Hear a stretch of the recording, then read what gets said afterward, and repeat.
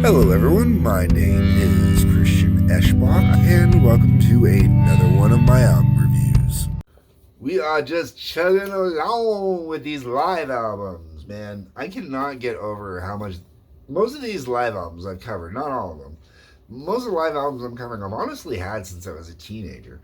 Aussie Live and Loud, Kiss Alive, Today's Selection, like if it came out when I was a teenager, when I was a teenager earlier, man, chances are I went looking for it or something. This one here, my mom bought me actually, for my whatever birthday would have corresponded with the year this came out. 95, so 17th birthday? Yeah, that sounds about right. My 17th birthday. Pink Floyd Pulse.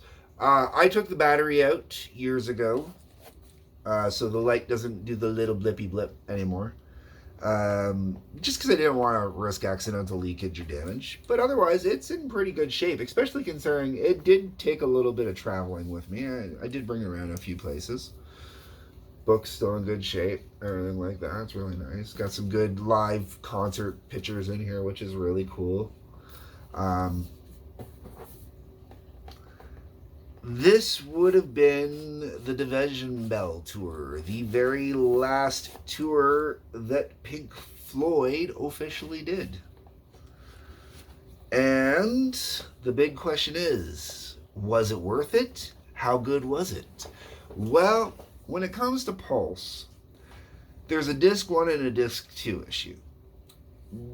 And overall, the biggest problem is the amount of stuff on here that comes from Division Bell or what is it? Momentary Lapse of Reason, I think is the other one. There's too many songs on here that are definitely post Waters era. I understand why. But realistically, the stuff post Waters era I find very dull and boring. We'll get into this as I go. All right. So we open up with "Shine On You Crazy Diamond." I love "Shine On You Crazy Diamond." Who doesn't love "Shine On You Crazy Diamond"? My ex-wife doesn't because of how much I used to karaoke it. All right. "Shine On You Crazy Diamond" is a great song from Pink Floyd. When I actually got this album, I had not properly experienced the song off of the studio album yet, so I was not aware of it the way that it is on here, and this was my first experience with it, and I'm going to be completely honest with you, I ignored it for years. The live version didn't do anything for me. Meanwhile, I absolutely love the "Wish You Were Here" album, and it's my absolute favorite album, and "Shine On You Crazy Diamond" is part of the reason why it is. But on here, it just didn't do anything for me. I should mention really fast too, speaking of the "Wish You Were Here" album, I have covered that one. I've covered "Dark Side of the Moon," and I've covered "Obscured by Clouds." I have not covered any other Pink Floyd until this one, which is really funny considering where some of the songs on here come from. Next up is "Astronomy to Mine." Another one where I really enjoy listening to the studio version of it, but on here, it's not bad, but it's not doing as much for me. What Do You Want From Me? Okay, so this one I actually enjoy.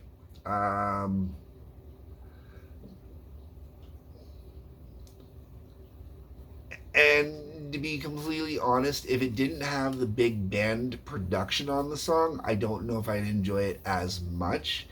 A lot of what I like from "What Do You Want From Me" comes from the background vocalists, the ladies that are doing the background vocals. This album had such a huge band on it for the production because you had the core band. So you had Nick Mason, Wright, Gilmore. Okay, so you had those three. They brought in a bassist, obviously, to cover for Waters. They had background three ladies doing background vocals. They had a second percussionist with a huge giant setup with secondary percussion. There was a bunch of other stuff going on in that, man. Quite the event. Learning to Fly. Not a big fan of this song. It's not bad, but I'm not in love with it. It's not anything that I would write home about. Keep Talking, meh. Coming Back to Life, meh. Hey You. Of course I like Hey You. Hey You. Not necessarily one of the songs I would have picked off of the wall, but you gotta pick something. That's gonna be it, right? A Great Day for Freedom, meh. Sorrow, no. High Hopes, meh. And then Another Brick in the Wall, Part 2. Not even Happiest Days of Our Lives, just straight into Another Brick in the Wall, Part 2, man. I think it might be there a little bit. It's been, man. Yeah.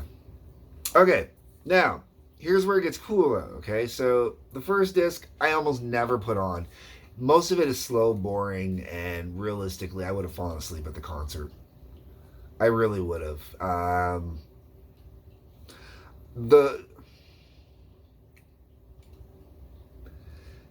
Even when it comes to the wall had more slow, drawn out stuff than I really wanted to listen to.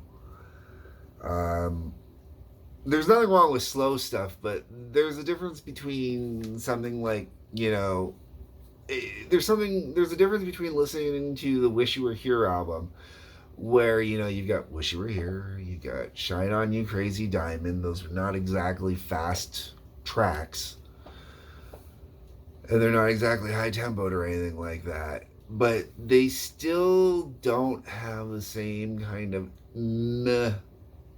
dragged out boringness. Like, I'll take Wish You Were Here over Comfortably Numb any day of the week, because it's a more lively song to me. Okay, Disc 2. Coolest part about Disc 2 is they play Dark Side of the Moon in its entirety.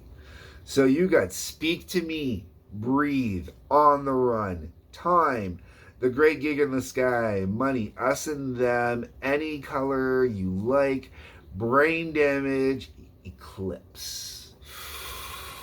Oh, and they didn't shortcut it. You notice how all of the tracks got listed individually, not as little kind of separate cuts. Yeah. Ooh, sweet. Okay.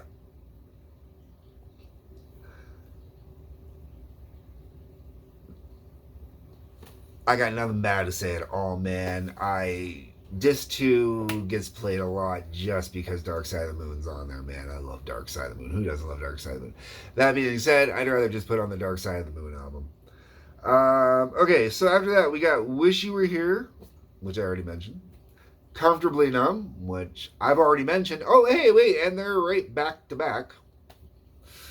And then they finish with Run Like Hell.